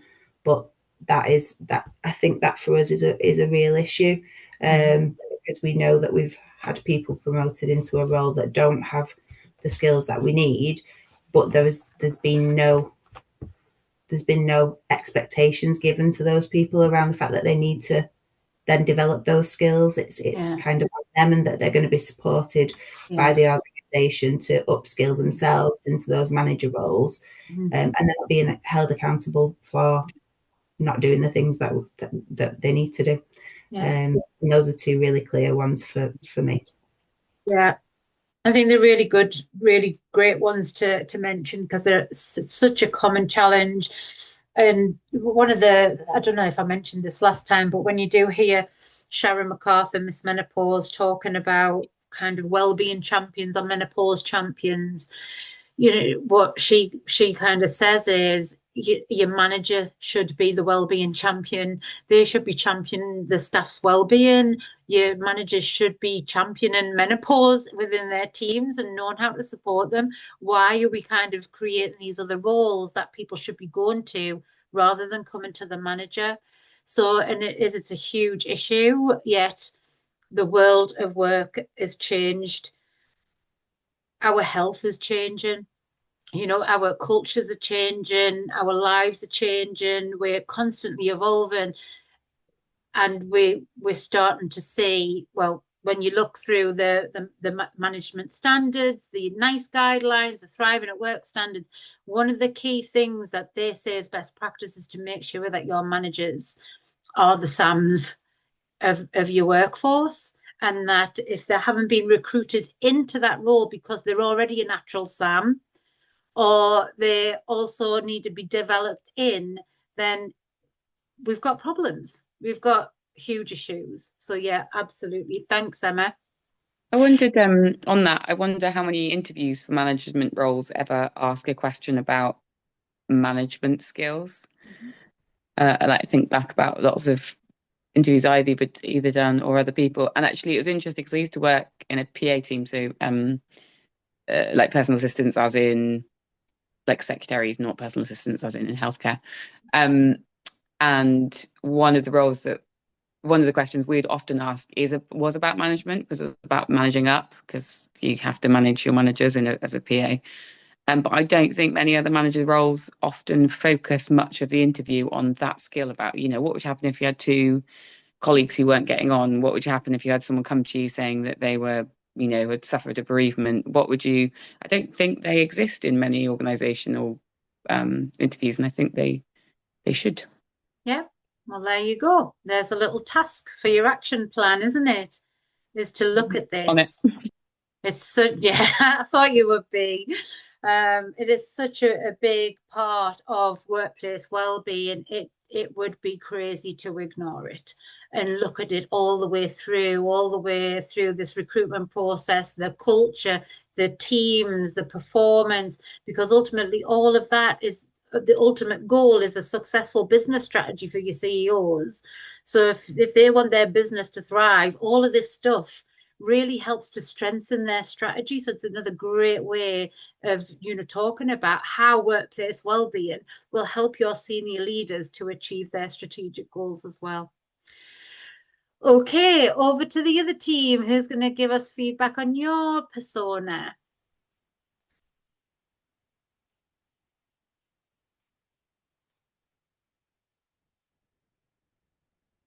I think there was a race to unmute yourself there. Get my button on. Steph, I'm happy for you to do it if you want to. Thanks. We looked at psychological safety, so we talked about regular one-on-ones, getting to know your team and what their life outside of work is, so they feel comfortable talking about that. Having an open door policy, lunch arrangements, case studies of people who've been supported, what their training plan looks like, and make sure people understand from day one what their expectations are for the first week, the first month. Then we moved on to knowledge and skills that they demonstrate.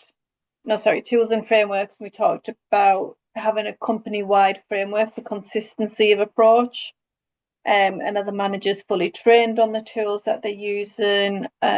We talked about EAP and signposting networks, stress risk assessments, pulse surveys, one-to-one, wellbeing checks and passports, so someone can declare if there's something going on in their life, like a bereavement at that particular time, and where to access that. I think the skills bit comes from competence, really, and experience. We talked about mental health training, emotional skills, empathy, listening, leadership training, business knowledge, do they understand the role and expectations of the employee, conflict management, and that's as far as we went. But we did come up with a name. So we've got Joe, who's 38, because that gives them a bit of life experience, people manager, and our slogan would be, "A door is always open." I like that one. Any particular door or just a door? Not mine. A door is always open, however, it's not mine. Did start with My Way or the Highway, and we toned it down. So, from your team, what would be the barriers stopping you from achieving, what did you call them again? Joe, gender neutral. Yes, well done. But so is Sam. Yeah, Sam and Joe, exactly, brilliant. So what would stop? What's preventing you from achieving a workforce of Joes? I think it's the same as discussed before. It's the role of a manager. It isn't embedded into that role, that you're responsible for these people's well-being and their actions and their behaviours and all of that. It's just like you just got to herd them into getting X amount of bottles out or whatever it is. Yeah. And if your team achieves that, then you've achieved your target. Yeah. And again, we've talked a lot about accountability, and we're trying not to use the word grade, and we're trying to create levels in the business. And if you're at this level, that's the training you have. And we're on leadership exec training at the moment, and trying to feed that down the other way. Yeah. But I don't think wellbeing hits in the exec team leading either, so I need to pick that one up. Yeah, that's it. It's got to be in there. It's got to be made mandatory as well, hasn't it, for managers? We are starting to see so many more organisations now making this manager training mandatory around preventing stress. They need to know their role in stress prevention, and then supporting colleagues, and having those skills, those essential skills to actually, show empathy and compassion and be able to listen and be non-judgmental and build that psychological safety. It's so important, especially around, tackling stigma and discrimination. That is one way to build psychological safety. And if you've got managers walking around, still using language like, "Oh, batshit crazy, that one," it's it all comes down to even the language that managers are using in front of people and the way that they respond to things. So yeah, it's a big task. Thanks, Steph. Come on in, Rachel. I agree with all the other comments about time, especially time. What we have in, I don't know why I've gone all blurry there. Probably better for everybody. If you put your hand right up close to your thing, and then just pull your hand back slowly. Oh, it's not. Oh, I'll sort it out. Yeah, it's not focusing. Yeah, I think the problem with us, apart from having time, is that people sort of they're promoted through the ranks, obviously as lawyers, and they reach a point where they get to the top level, and then they suddenly become a manager of a team. We also have a lot of managers who don't manage teams, and they're given that job, that role. For example, a business development manager. And obviously that manager word is put in there because they manage business development. They don't manage a person in business development. So I think there's a bit of confusion there as to what is a manager at our place at Square One. Is it somebody who manages a team, or is it somebody who manages, because the people who manage teams don't have manager in their name, yet the people who don't manage teams do, and there's that kind of confusion. Again, I do think because it's the top level who manage the people, and they have no training, and because they're the top of the shop, they have no time. They're so focused on the business that the people management sort of is secondary, if at all, and I think it's an issue. Or it's more focused on the success of the business and customers rather than actually, are you okay? What's going on in your life for you right now? You know, how is it impacting your work? What can we do to support you? Yeah, I agree. Yeah. Thank you very much for that. Okay, so we're starting to build a bit of a picture. So the last activity that you're going to do is around workplace desirability. So we've kind of got a little bit of an idea of what we want it to look like, but we'll go a little bit deeper, and then I'm going to ask you to make a bit of a judgment really on how desirable you think your workplace is. So team one, you are going to, hold on, let me just recreate these breakout rooms. So you're in with different people this time. Okay. So team one, you're going to pretend to be somebody looking for a new job. So you can do research. So you can use Google, you can use whatever you want to do your own research, make some notes. You're looking for a job. What will you be researching? What do you want to be offered? Yeah. So feel free to research yourself. Pretend that you're somebody looking for a job. What are you going to be researching? What do you want to be offered from the organization? Team one is Alicia, Emma, and Rachel. And then team two, you're going to be the organization. So you're going to be looking at it. Again, you can do your own research. You're going to look at it from an organization's perspective. What should we promote that shows we are an employer, as an employer, we are a great place to work? So what should we be putting out to say we're a great place to work? Come here. And team one are going to be looking at what are they looking for? What do they want to see? Let's see if you match. Let's see if the things that team two are promoting are the things that team one are looking for. Just 10 minutes on this one.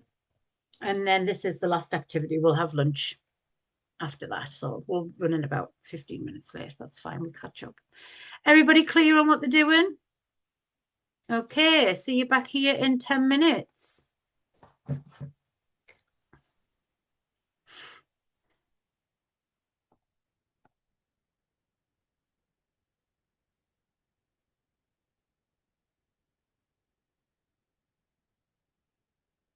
Nick, are you there?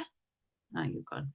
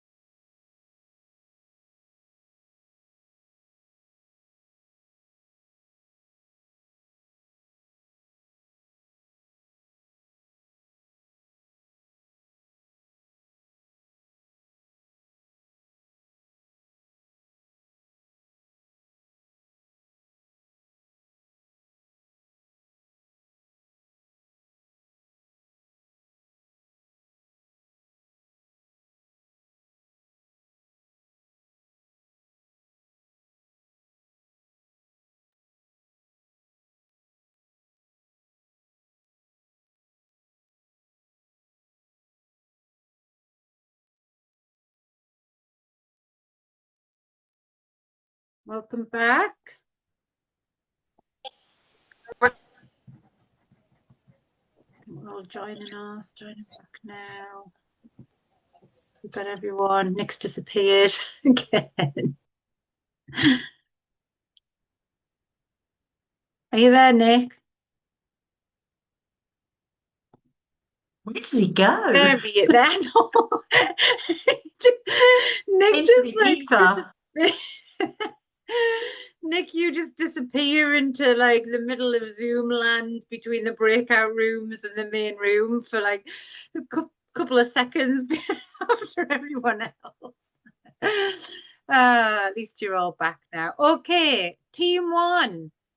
What will you be researching? What are you going to be looking for?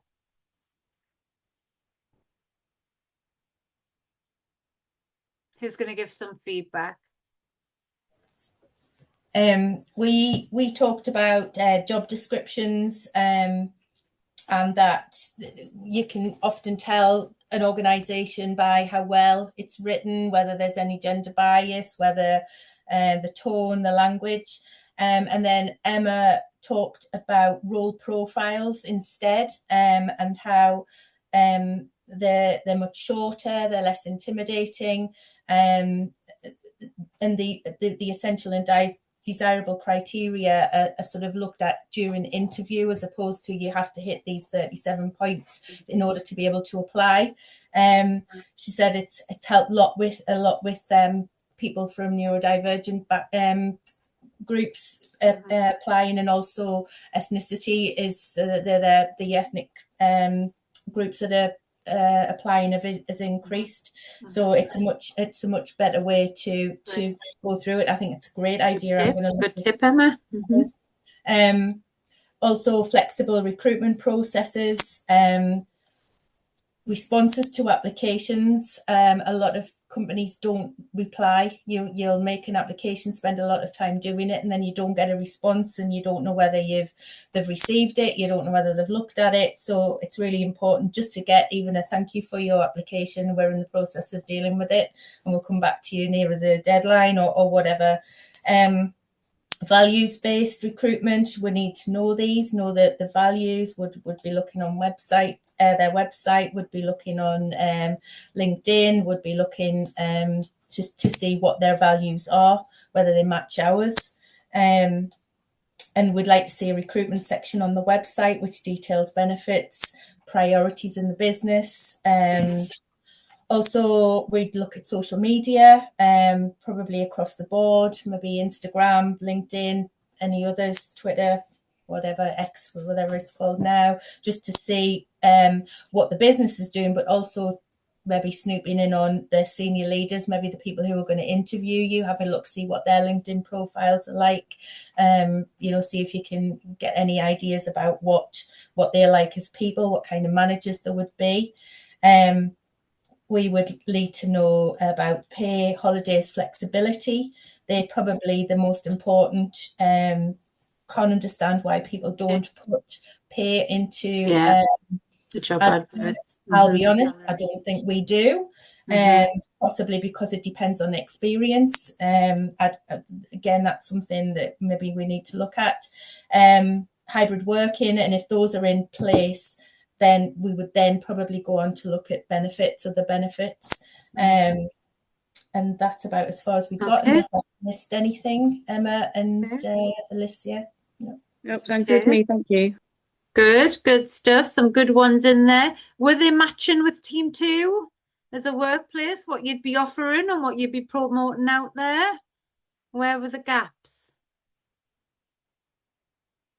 We talked about various awards, online surveys, the Better Health at Work, employee networks and memberships.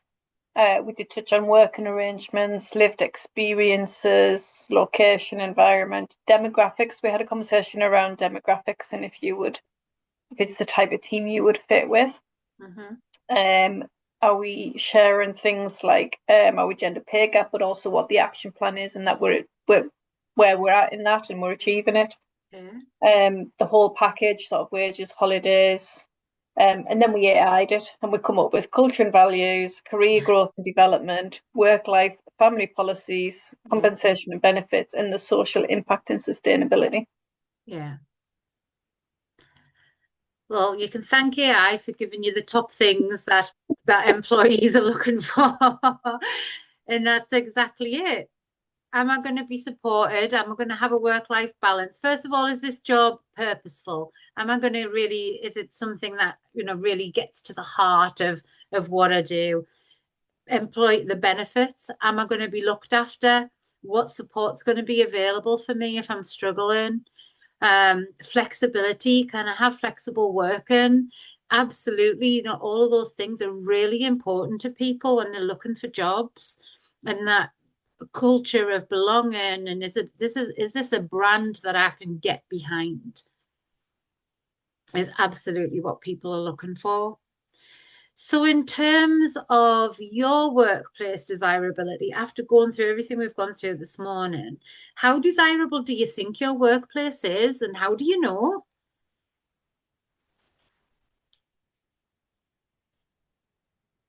Come on in, Emma.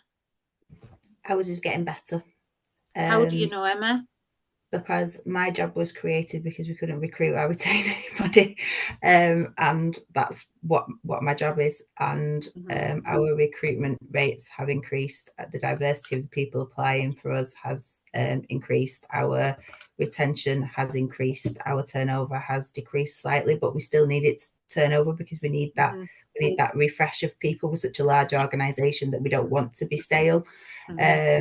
We know from staff surveys, we know from our metrics around recruitment that all of this is getting better. We know that our engagement out on all our social media platforms has increased about 100-fold since I started, because we didn't post anything about working for us as an organisation on social media because our comms team was scared that people might write something negative on it. Okay. So we've done so much work to be an employer of choice. We've taught to staff about what it means for them to work for us, why they stay, what they like, how they feel supportive, what they need more of. And we've got a full people strategy that's in place to support all of the work that we're trying to do around workforce. And within that, recruitment, retention and wellbeing are separate themes. So that's how I know that we are becoming more desirable. And also because we work within Greater Manchester, we're obviously the Greater Manchester Combined Authority. We know that a lot of neighbouring authorities, their staff want to move to Rochdale because of the work that we've done to say this is what we do, this is who we are, this is what you get if you come and work with us. And we've changed our recruitment practices, so again it's more appealing because you don't have to fill in an application and address 37.7 points on a person specification. Yeah, well, I learned a lot from you today, just in terms of some of those tips, and I think you should have just took this part of the session, actually, Emma. Yeah, just the fact that you are living and breathing that role, and you've gone through that whole process of increasing workplace desirability to become an employer of choice, and actually seeing the outputs of that and the measurables around that as well. So yeah, if anybody needs a session with Emma, we've got a little bit of an expert in the room. Thanks for sharing. You just have to send me cookies through the post. Cookies through the post, okay. I can't charge, so cookies through the post. Yeah, make sure with the first class though, she doesn't want any like stale ones, moldy ones. Thanks, Emma. Coming in, Steph. It was a question for Emma, and I'm going to raise her cookies to Harrods cookies or a crate of beer or a crate of wine. But can you share your people strategy, please? Because I need to write one. Yeah, that's fine. We've got the overarching people strategy, or we've got a recruitment and retention strategy. So whichever one, please. Yeah, that's fine. Thank you. Amazing. Brilliant. I can jump on the back of that and say, can I have a copy as well, please? What are you going to offer her? What are you offering, Emma? Oh, hey, this is a 12-month course. There's so much. I don't want to offer early, prematurely. I want to wait till the end to see what has been. Yeah, there might be some at every masterclass. I'll be like, woohoo! Brilliant. Yeah. Do you just want to pop your emails in the chat box to Emma, and then Emma can just copy and paste them out and send it over on an email for you? That'd be great. I think we're all on the email for your invites. Oh, So just yes. reply to those emails. You're right. You are. You're very right, Alicia. Well done. Thank you.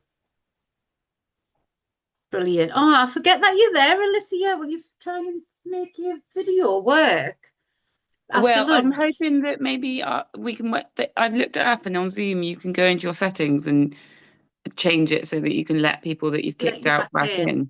But I think we Okay. might have to close and open the meeting because my setup with my phone isn't ideal. So if we could Okay. get it back, I would love it.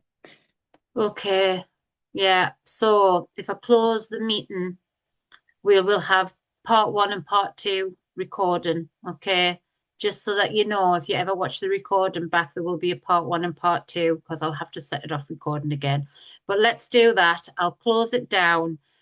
Even if I tell you what I'll do, I'll close it down and then I'll send everybody a new link to join just as a backup on an email. So when you come back after lunch, go into your email and come back on the link that will be in the email. Come on in, Nick. On that, and I don't suppose you've got access to, and I don't know if the slides are any different this afternoon, but if the pack that you're using is different to the pack that we've got on the system, do you want to drop that to us as well? I think it should all be the same this afternoon. I think this afternoon's fine. It was just that initial kind of first hour that should have really been different. But I'll double check anyway for you and let you know. Okay, great stuff. So what we've done is we've gone through a little bit of a journey today around understanding the role of the manager in terms of well-being and where it fits in. We've looked at talent attraction and retention, being an employer of choice, workplace desirability, and you can see how well-being is that golden thread all the way through this.